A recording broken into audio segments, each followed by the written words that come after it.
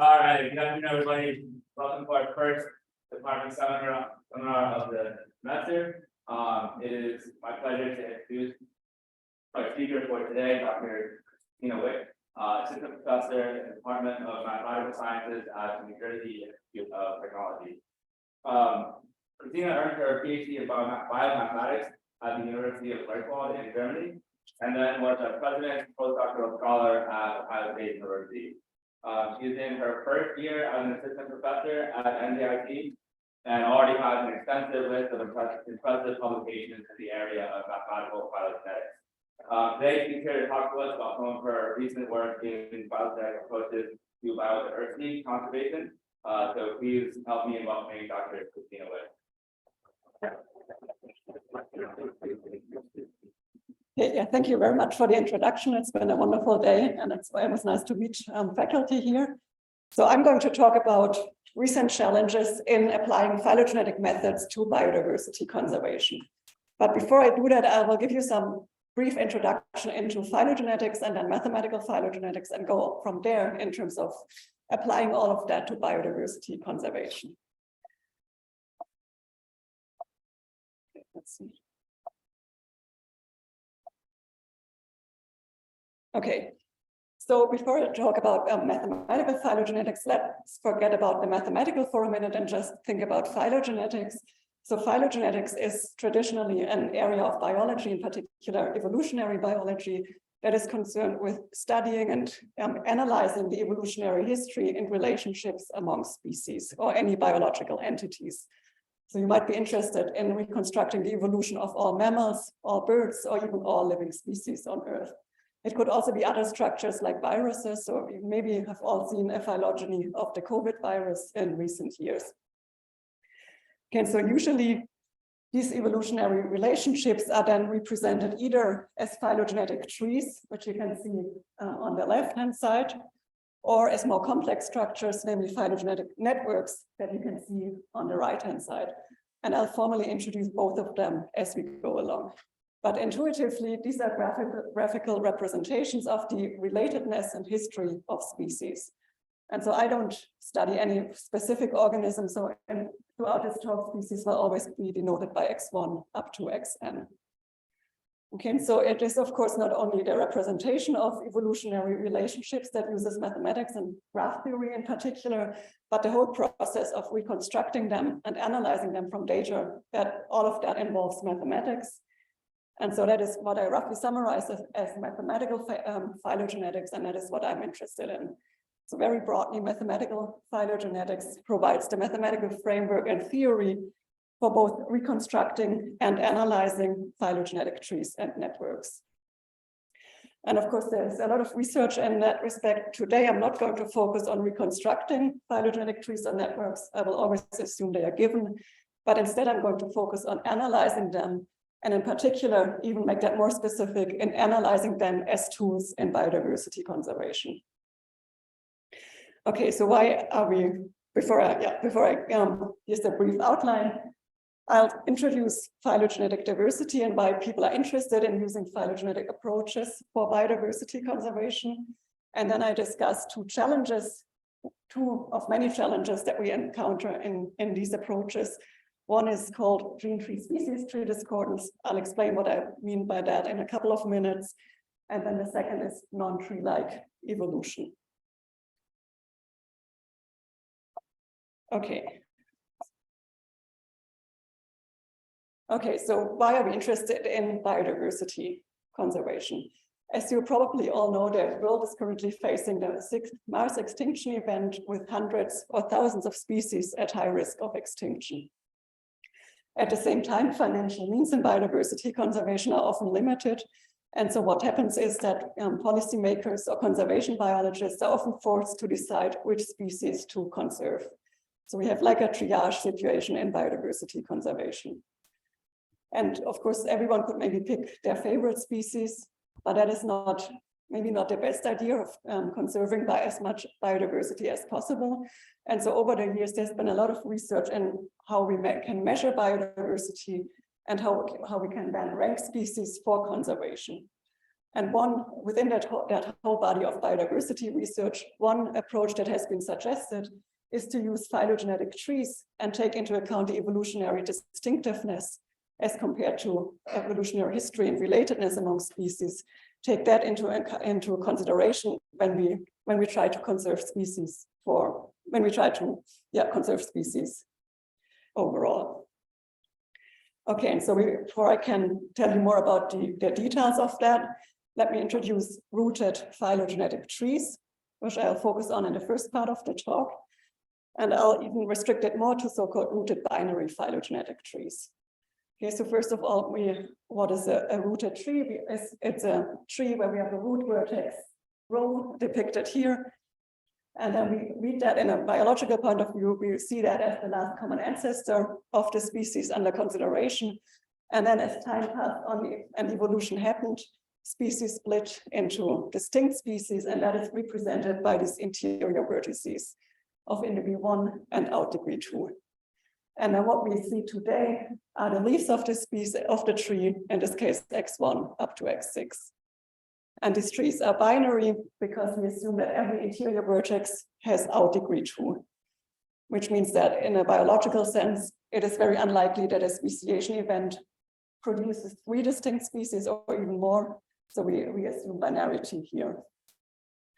And then I have these numbers on the edges. These represent edge length. And so they could either represent actual calendar time, or more often they represent some sort of evolutionary distance between species. And as a caveat, all my numbers are just made up. These are not representing actual times or actual species. Okay, but altogether, that's a rooted binary phylogenetic tree on leaf set X with non-negative edge length. Okay, and given such a tree, Daniel Faith in 1992, an Australian conservation biologist, came up with the measure of so-called phylogenetic diversity. So it's an easy measure to calculate a phylogenetic diversity score of any subset of the species. So any subset S of X is defined as the sum of edge length in the unique minimal subtree of T that connects all leaves in S and the root of T. Okay, so in this example, if we want to calculate the phylogenetic diversity score of X2, X4, X6, we would add up the edge length in this red induced subtree. And what Daniel Faith showed in that 1992 paper, and what others showed later on as well, is that this measure of phylogenetic diversity can capture what we call feature diversity under 2 assumptions. The first assumption is that, and maybe I should say features could be anything could for instance be traits of pharmaceutical interest, any characteristics that set species apart from others, we can interpret them as features. And so if we assume that features arise with rates proportional to edge length, that's the first assumption, and features are never lost. Once they arise, they're never lost. Then this measure of phylogenetic diversity provides a proxy for feature diversity. And so this is why the conservation community has been interested in applying this kind of graph-based measure for conservation. Once these assumptions are not met, that fails this characterization, but at least for this talk, we'll just assume that these assumptions are met. Okay, so that is phylogenetic diversity. It is a kind of group-based measure because it assigns a value to subsets of species. And you can then ask questions like, suppose here we have 6 species, but we can only conserve maybe 4 of them. Then what are the 4 optimal ones that give us the maximum phylogenetic diversity score? And that has been well studied and can be solved in polynomial time. I'll come back to that in the second part of the talk. Okay, but phylogenetic diversity is really a kind of group-based measure. And so what many biologists have been interested in is so-called phylogenetic diversity indices, which assign a single value to each individual species. And then we can use these indices to rank species for conservation. Okay, so mathematically, given a phylogenetic tree T with leaf set X, any function phi t, denoted as phi t here, from the leaf set X to the real numbers, and with the property that if we sum this function up over all the leaves and get a total diversity of all species, or in other words, the total sum of edge length of the tree, any such function is called a phylogenetic diversity index. And you could think of simple ways, like you could take the sum of branch length in your tree and just divide it by the number of species. That would be a valid phylogenetic diversity index, but it wouldn't really capture any information that is given in the tree. It is a phylogenetic diversity index though. But the idea is that many people have devised more refined concepts that take into account the branching structure of the tree, relatedness among species, to come up with different phylogenetic diversity indices. There are concepts like the Shapley value, which originated in game theory, has been applied to the phylogenetic setting, then equals splits index. But what I'm going to focus on today is one of the most popular indices, namely the fair proportion index. Okay, so what is the fair proportion index? First of all, it was independently defined by David Redding in his master thesis, as well later on by Isaac et al. Who were working on the so-called EDGE project. I'll come back to that also in a few minutes. And what it does is, it captures the idea that each species should receive a fair proportion or fair amount of its ancestry. So if we assume that each edge in the tree corresponds to some value for diversity, then each species that has descended from that edge or had this edge in its ancestry should receive an equal amount of that edge weight. That is the intuition of the fair proportion index. More formally, in order to calculate it, let's say we want to calculate the fair proportion index of some species or leaf xi, what we do is we trace back its ancestry in the sense that we consider the path from xi to the root. And we sum up all edge length on this path, but divide by the number of descending leaves. Okay, so here's an example. If we consider x1, then this path in colors here is reflects the ancestry of x1. And so we look at the path from the root. This edge has length 3. There are 3 descending species, so that gives us the 3 over 3. And this orange edge is length 1. There are 2 descending species that kind of share whatever is represented by this edge. So that gives us the 1/2. And then finally, this green edge here is only ancestral to x1. So that gives us the 1 over 1. And in total, we get 2.5. Okay, so that is a very simple index in some sense, but we can calculate it for all species. And what we get based on that fair proportion index is a kind of natural ranking of all species or leaves of the tree, where the idea is the higher the fair proportion index, the more important the species is maybe for biodiversity overall. Okay, so here in this example, x2 has the highest fair proportion index of 3.5, and so it receives ranking number 1. Then x4 and x5 are the next highest with a fair proportion index of 3. They share rank 2. We're using the standard competition ranking here. And then the next one is x1 with rank 4 and x3 with rank 5. And so the idea is if you can maybe only conserve 2 species, maybe you would want to pick the 2 ones with the highest fair proportion rank.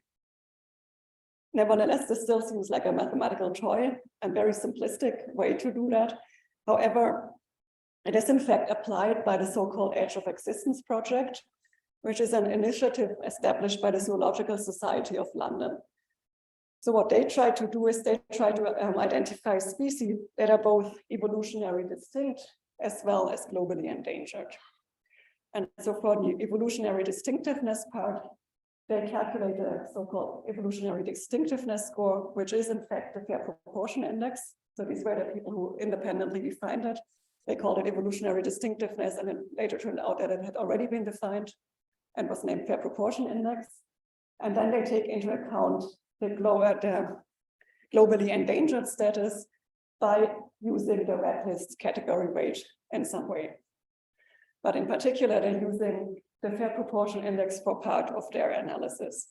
And so what this initiative has done is they have produced lists of the top 100 mammals, amphibians, birds, corals, and maybe other species as well.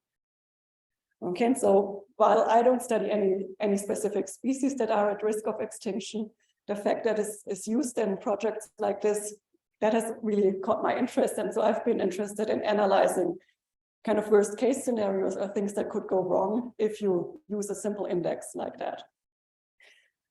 And so today I'm going to talk about two challenges that arise in the context of using simple indices like that for biodiversity conservation.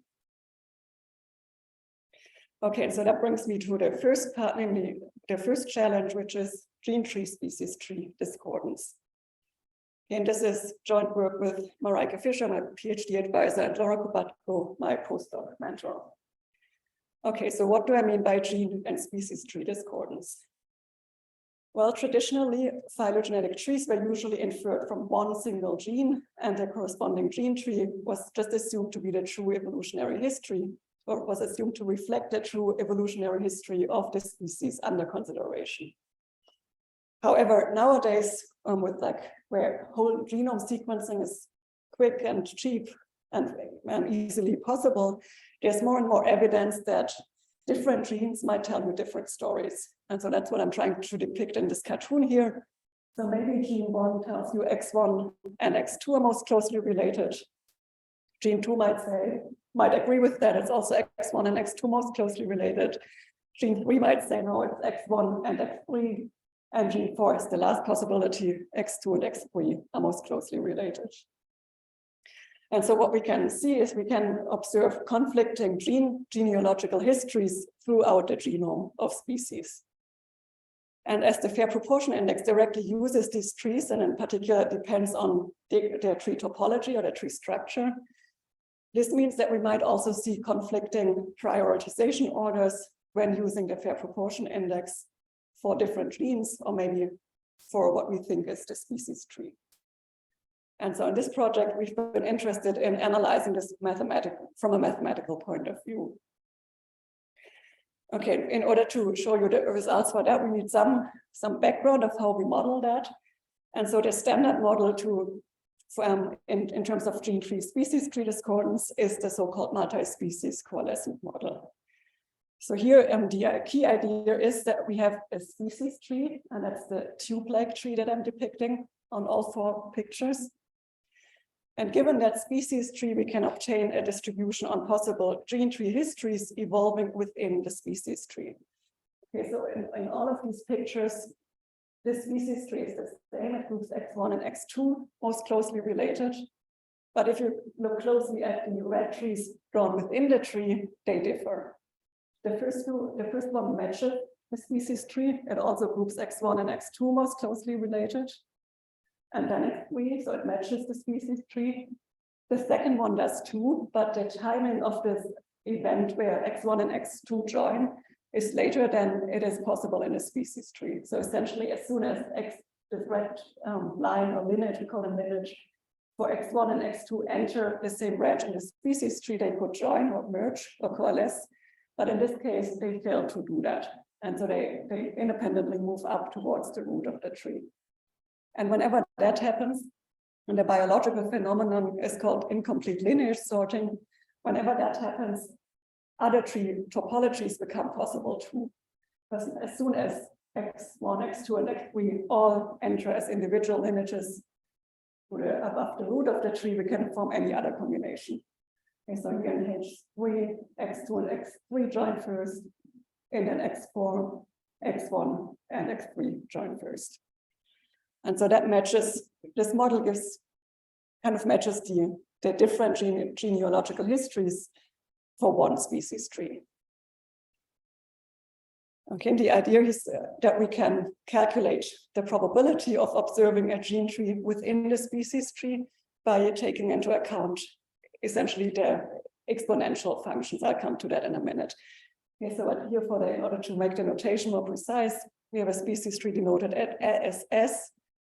We have a vector of interspeciation times denoted by tau. So these are kind of the branch lengths in the species tree.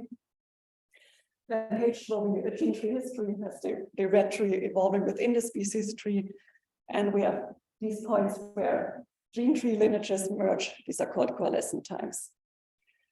And the idea is that we can get the probability of any particular history given the species tree as by integrating over a certain density and essentially integrating out the particular coalescent times. And I've done this for this small example here, where we have the species tree and 4 possible histories. And here essentially what happens, the one that matches has probability 1 minus e to the negative tau 1, and all others are equally likely, all with a probability 1/3 e to the negative tau 1. And so of course they add up to 1. And so that gives us given any species tree, that gives us a probability distribution on the on the gene trees. And in case anyone is interested in that, here on 3 leaves, given the 1 species tree, we have already 4 histories, and that number just blows up if you go to larger trees. There's a large number of possible gene trees that you might get. Okay, so what does this have to do with the fair proportion index? Well, if we now think in the gene tree species tree setting, we can realize that there are several ways or several levels for which we could calculate a fair proportion index. Assuming we know that F is the species tree, we could just calculate a fair proportion index on the species tree, as I showed you earlier. We could also, if we have sequenced a single gene, got a gene tree, we could calculate a fair proportion index on a particular gene tree history. And in this case, under the model, the fair proportion index on a gene tree will depend both on times in the species tree as well as coalescent times. And so what we do is we integrate out the particular coalescent times. And we call that the expected fair proportion index given a gene tree history and given the species tree. But ultimately, that's still not what we're interested in. Still, we are kind of interested in comparing the fair proportion index on the species tree with the expected fair proportion index across all gene tree histories that could have evolved within the species tree. Okay, so it's a long term, but that's what we're interested in. Okay, so to summarize that, under this model, what we do is for all leaves, we compute a fair proportion index on the species tree, and then we compute the expected fair proportion index across all gene tree histories consistent with the species tree. And our question was, what can we say about the rankings we get in both cases? Are they always inducing the same ranking, which would mean it doesn't really matter whether you use the species tree or average across all gene trees, or can they be different? So that's the first question we wanted to ask. And here's first, let's say, a positive result, or we could show that if the species tree is either a caterpillar tree, which is depicted here, or a so-called pseudo-caterpillar tree, then the 2 rankings will always coincide, no matter what the actual branch lengths are. The rankings will always coincide. However, this is not an if and only if statement here. So an open question that we'd be interested to answer is if we can characterize more tree shapes with this property. So maybe it's not only the caterpillar tree and the pseudo-caterpillar tree, but maybe there are other trees that also induce the same ranking in terms of considering the fair proportion index on the species tree, as well as across all gene trees. Okay, so that was the first result. We could then, however, also show that for all n at least 5, so for all leaf numbers at least 5, there exists a species tree such that the 2 rankings differ. Okay, the ranking on the species tree differs from the one we get by averaging across all gene trees. And here's an example for n equal to 5. We've found this particular tree with this particular choice of branch length. There are infinitely many choices of branch length that give an example like that. But for this particular choice, we see that X3 has the highest rank on the species tree. But if we consider the expected fair proportion index, it only has rank 3. So it basically swaps its position with other species. And so from a mathematical point of view, that means it does matter whether we use the species tree or whether we average across all gene trees. Okay, but again, this is the result we have. There are again several open questions. One is how different can the rankings be? So we have this example on 5 leaves, and we basically our general construction uses the 5-leaf subtree as a subtree and shows that the rank swap is preserved. But if you maybe have a tree with 100 leaves and there's only one small rank swap and a 5-leaf tree, then you might say that's not really important. And so an interesting question would be if we can come up with extremal constructions where, for instance, the rankings are completely reversed. And then from a more biological point of view, and also from a point of view of applying all these methods, is maybe the question of which evolutionary information should we use as the basis for conservation decisions. Should we use what we think is the species tree? Should we use individual gene trees? Maybe a combination of both. And for that, I don't have the answer yet, but if anyone has any ideas or thoughts on that, I'd be happy to hear them. Okay, but that was the first challenge I wanted to mention, namely this conflicting evolutionary information, where we're facing the challenge of having to decide which information to use for prioritizing species. Okay, any questions so far? So you said you have small trees or larger trees. Yeah. So if you have 2 trees that have different rankings of these metrics, so that one of the larger trees and that larger tree will also have different rankings. Yeah. So it is not. We needed to prove that it is not obvious, because under the multi-species coalescent model, and the lineages could all like go up here, and there could be other. So there is a proof, but yeah, that's the rough idea. Yeah. Are the species tree recalculated for each set of gene trees that you have, or is the species tree fixed? For this particular result. You have different, in other words, dealing with a bunch of different species here that recalculated every time you have a set of gene trees. Is that right? Yeah. Mm-hmm. Yeah. Okay, so then let's move on to the second challenge. Namely, so all of what I mentioned before was assuming trees. However, evolution is also not always tree-like. And so the second big challenge we're facing is non-tree-like evolution, because all these concepts dating back to faith have been introduced for trees. Okay, so this is now joint work with Magnus Bordewich from the UK and Charles Semple from New Zealand, where we looked at defining and optimizing variants of phylogenetic diversity on phylogenetic networks. Okay, so here's the kind of cartoon why evolution is not always tree-like. There are 2 main processes, maybe more, but 2 important ones are hybridization, where 2 distinct species, like this one and this one, interbreed and form a new species.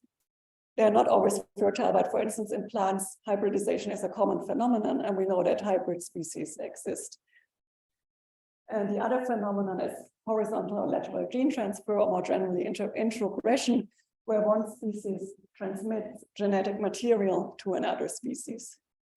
And if any of these 2 processes happens, we get cycles in the graph, and so it's not a tree anymore, but we need to move to networks. Okay, so just for formal definitions, I will be considering rooted binary phylogenetic networks, again on some taxon set X, which are defined as rooted acyclic directed graphs. Graphs where we have the root vertex of in degree 0 and out degree 2.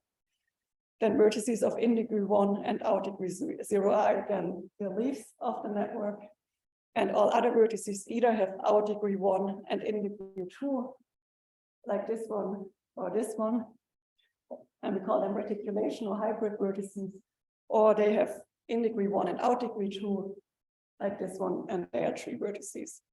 So the way you would look at like a network like that is imagining all edges being directed down the page. So we're usually not drawing them with arrowheads, but all are directed from the root towards the leaves. And so while it might seem that there are cycles in the graph, that's right in the undirected sense. In the directed sense, it's still an acyclic graph. Okay, so these are the objects now that we have, and we want to study or define, even start one step earlier, namely defining phylogenetic diversity on these networks. Okay, so that is the question, how can we define phylogenetic diversity for networks? And then from a computational point of view, coming back to this question, we have maybe 10 species, we can only conserve 2 of them. How hard is it to find the best subset of 2 species? So that is the second question we're going to ask. Okay, just as a recap on how it was done on trees, Daniel Faith simply suggested pick your set of species and take the subtree induced by the species. Add up the length in the subtree, and that is defined as the phylogenetic diversity score. And the problem now with networks is that we cannot directly do that. We could try to look at a subtree connecting some species, but there might be several subtrees in the network connecting these species. And so in the following, I'll introduce different approaches of how we might generalize this concept to networks. And the most natural generalization is maybe what we call all-path PD, where essentially we take our subset of species and we consider the induced subnetwork. Instead of considering the induced subtree, we take the induced subnetwork. More formally, we define it as the sum of edge length over all edges that are ancestral to at least one element in S. And here in this example, for x2, x4, x6, we would sum up all the edge length of any edge that is ancestral to either x2, x4, or x6. And in this case, that gives a value of 22 for all path PD. And that maybe captures Faith's idea most closely, because here what we're also assuming is that features arise with rates proportional to edge length, and features are never lost. And so by taking into account all the ancestry of the species under consideration, we're getting all the features that they might have or might share. Okay, so that's the idea of all path PD. Then, as I only indicated earlier, for trees, the problem of picking the best case species out of n can be solved in polynomial time. And a greedy algorithm essentially works. You pick one species that is furthest away from the root, and then you sequentially add more species until you reach your desired number of species. So that is a well-known result for trees. And so we wondered how hard it is to find optimal sets on networks. And here we consider the following optimization problem. We're given a phylogenetic network N on taxon set X and a positive integer K. And we want to determine the maximum value of all path PD over all subsets of cardinality K. And again, on trees, that's polynomial time. On networks, we could show that a problem is NP hard.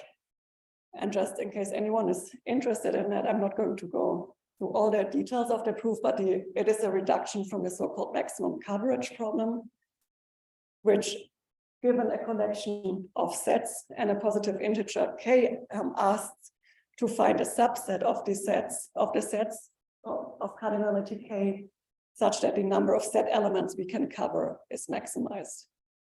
And essentially, we take this problem and build a phylogenetic network out of it, and we can then show that an optimal solution to all path PD is an optimal solution to the maximum coverage problem. And as this is known to be an NP hard, ours is NP hard. We conclude that ours is NP hard as well. And I'm happy to talk more about details maybe after the talk. Okay, so this is all path PD. There are some positive results though. So this was assuming general phylogenetic networks. In the phylogenetic network literature, people have considered various kind of subclasses of networks that are all characterized by structural constraints. And one of them is the class of so-called level 1 networks, where level 1 networks are networks where the cycles are non-overlapping. So in this case, this is a level 1 network because we have one cycle here and one cycle here, but they don't share any common vertices. So they may be almost tree-like with except a few cycles, but not too tangled or not too difficult to understand. And so for them, it interestingly turns out that we can solve the problem in polynomial time. by decomposing this network into two trees. And then there's an earlier result that if you want to optimize phylogenetic diversity in the classical sense across two trees, you can do that in polynomial time. And we could, is basically our main argument. Okay, so that is all path PD. We then thought that, okay, this on the one hand, this is NP hard, and it's also maybe not very realistic in the sense that at reticulation or hybrid vertices, what all path PD assumes is that every hybrid species inherits everything from both its parents. So it will kind of double its genome if we want to think on a genome level. And so it might be more realistic to assume that on these hybrid edges, the child inherits some proportion of the genome from one parent and some proportion of the genome from its other parent. And so formally, what we might want is to have an inheritance probability or inheritance proportion assigned to these reticulate edges. And if we do that, we can then think about, take the network, think about features arising on the network, and consider the probability that some probability gamma of S and E, that a feature arising on edge E is inherited by some taxon in S. So if you're kind of tracking a particular feature, it might or might not be inherited down the network, depending on what proportion of their incoming edges each species inherits. And so we define network PD again as the sum over all, in this case, as the sum over all edges of the network. We sum up the edge length, but we weigh each edge length by the probability that the features arising on that edge are actually inherited by any species in S. Okay, the important part here, though, is that we were not very restrictive with the inheritance probabilities. We just wanted them to be probabilities, so between 0 and 1. And so in particular, we could set P equal to 1 for every reticulation edge. And if we do that, what we get is all path PD. And in terms of the computational complexity, that means that unfortunately optimizing network PD is again an NP hard problem, because we can just consider the special case of when it coincides with all path PD. So that is maybe also not the best way to do it. So we thought about two more ways of measuring diversity on networks that avoid this problem of running into all path PD and NP hardness. And so in particular, to be even more realistic, instead of allowing a species to inherit all of its genome from one parent and all from the second parent, we might want the probabilities, the two probabilities to add up to 1. So maybe 40% is inherited from one parent, 60% from the other.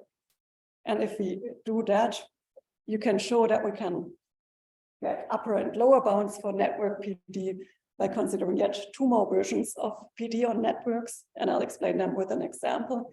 But the first one is max weight tree PD, where we basically take the network and try to find a spanning tree with maximum weight. And the lower bound will be given by min weight tree PD, where we take a network and try to find a spanning tree of minimum weight. Okay, so here's an example for that. It's the same network. For max weight tree PD, the red tree, it's not the only optimal one, but the red tree is one of the optimal ones. And it gives you a value of 19. For min weight tree PD, we get a value of 16. And so then we again ask the computational complexity question. And here you can show that max weight tree PD can be solved in polynomial time by transforming the problem into a network flow problem, whereas min weight tree PD is again an NP hard problem. So that's again hard to do in practice. Okay, so but in general, why we now have four different ways of calculating phylogenetic diversity on networks, 3 of which are computationally hard to calculate.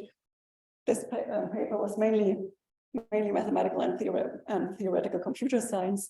So we don't know actually which of these PD measures, if any, for phylogenetic networks are biologically meaningful. And again, we're open to suggestions in this regard. And that was only the level of phylogenetic diversity, so this group-based measure.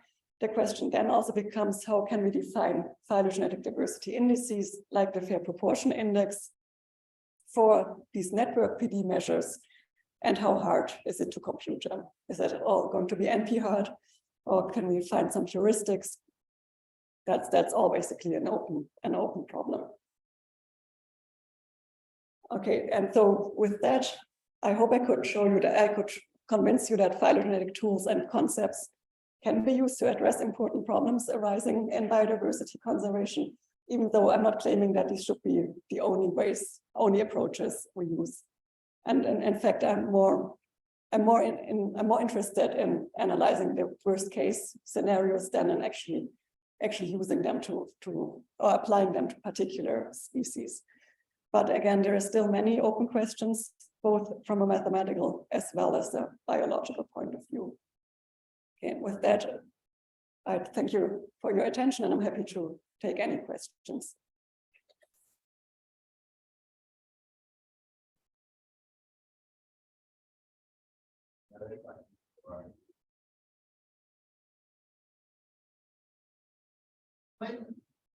If you were to apply this in actual practice, you wouldn't say there is 4 species that you're going to save, and some species are much more expensive to save. Yeah. Need some sort of weighting on it? Is that easy to do, or is that hard? Okay, so even on trees, there's a problem that takes into account both conservation costs as well as extinction probabilities, and it then assesses how these, like putting conservation effort on a species, to what extent that would increase the survival probability. And even on trees, that's already NP hard again to solve, to find an optimal subset under this setting. So I think in general, every bit of more realism that you add tends to make the problems NP hard. Yeah. There's also other work on where people have tried to incorporate food web structures, because it might make sense to, like, if you're only conserving the predator but not prey, then this also doesn't work. But if including food web structures also, computation makes it NP hard.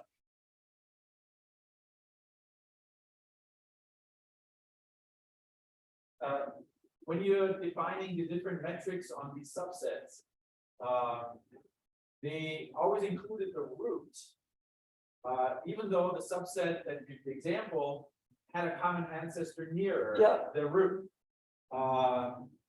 I'm just kind of curious why the root is still included. It would seem to me that just naively, that if you include the root, it would be not as robust as if you were just to go like the nearest ancestor and make the metric just depend on that. Otherwise, you have always this embedding problems, right? That's a fair question. There has been some debate in the literature after Faith introduced the metric of whether we should include the root or not. The community somehow has decided to include the root and think about the edges leading to your subset of species as some features that are shared among all the species in that subset. But yeah, that's maybe more of a convention that has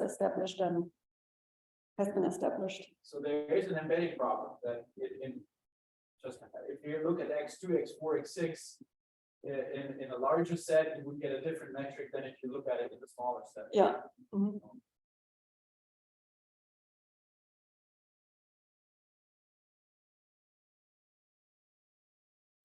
Really a biological question, but how often is there those cycles like hybridization and the horizontal transfer? Is that incredibly common or very rare?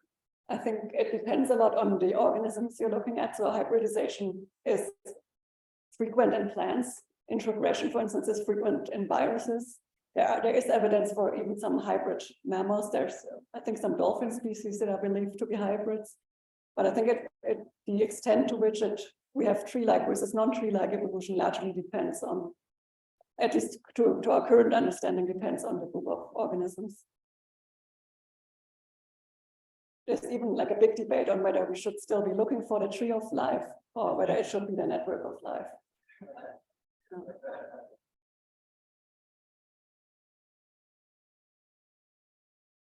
And all the phylogenetic network research has really only picked up maybe in the last 20 years.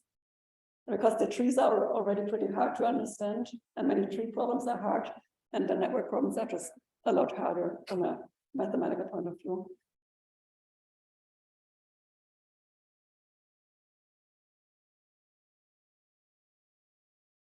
Could you go back to slide like 20 or so from the first part? Mhm. There, you don't have a point. Let's see. A little more. Here, yeah, yeah. Okay, so, I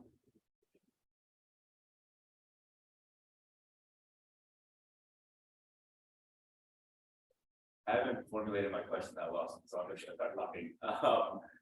So I guess one thing I'm thinking is that, perhaps different genes within your organisms might be more important than other genes. In terms of like the viability of the species and things like that, and that's anything like that's not incorporated. No. It's on, yeah. And so, I mean, it seems like that would be another thing where trying to incorporate that information might make things much harder than you want. Probably, yeah, if you would weigh genes. I mean, also in theory, that the multi-species coalescence model, it's a theoretical model for it. In practice, we probably never have the full gene tree distribution. Right. Okay, but then so your expected fair proportion index. So you're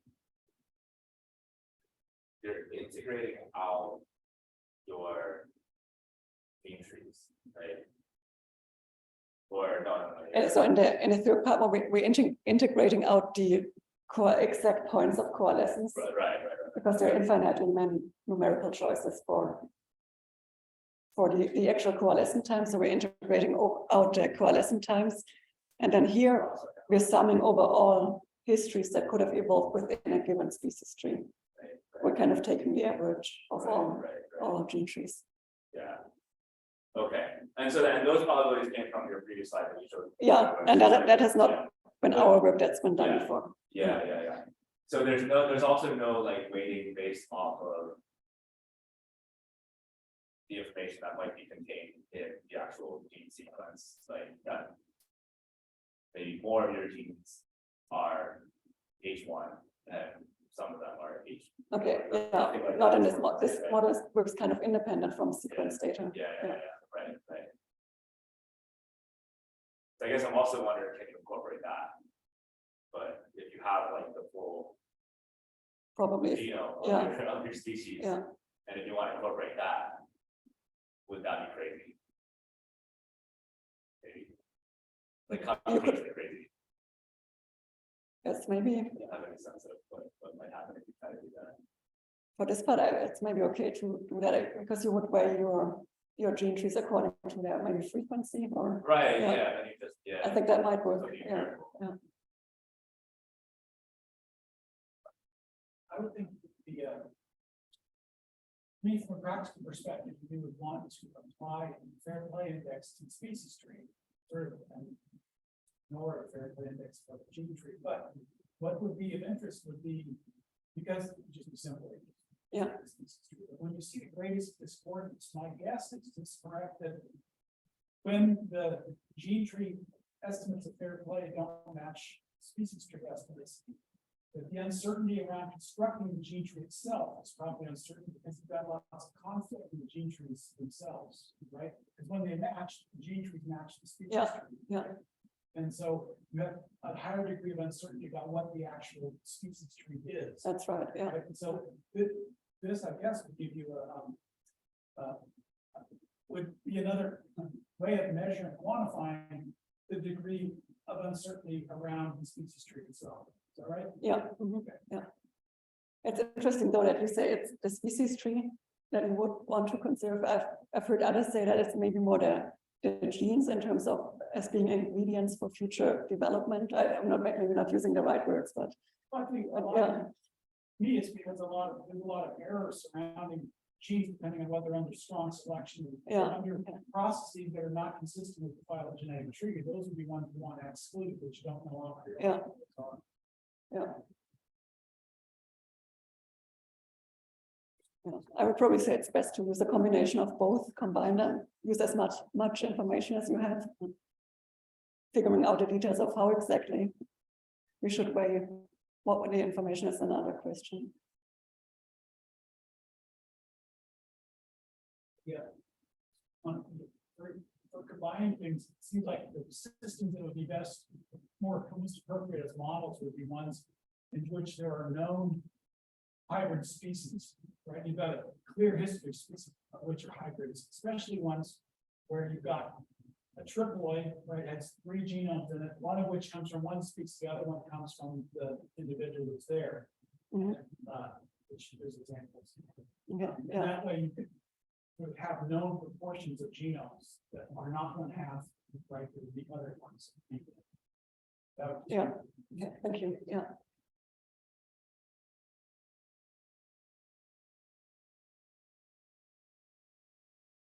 The other question. A silly question, but in terms of the NP hard problem in general, do you really look at enough of these that you have to worry about? Is that just a theoretical problem, or do you actually have enough? Like, it's really, the numbers are large enough, you have to worry about the NP problem. That's the problem. That's a good point. So that this result was mainly just a theoretical result. As long as the network is not very large and doesn't contain a lot of reticulations, you're probably still fine. Yeah.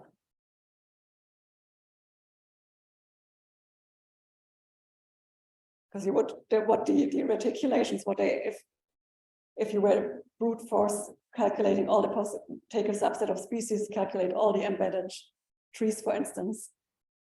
The number of times you have to do that depends, of course, on the number of reticulations. So in general, a network with R reticulations can embed 2 to the R trees.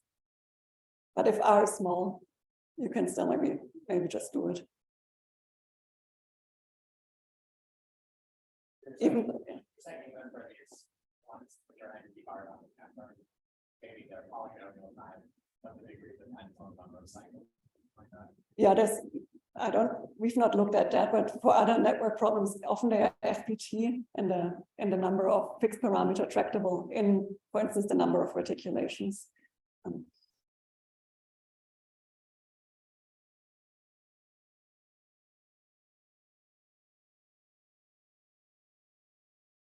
Question.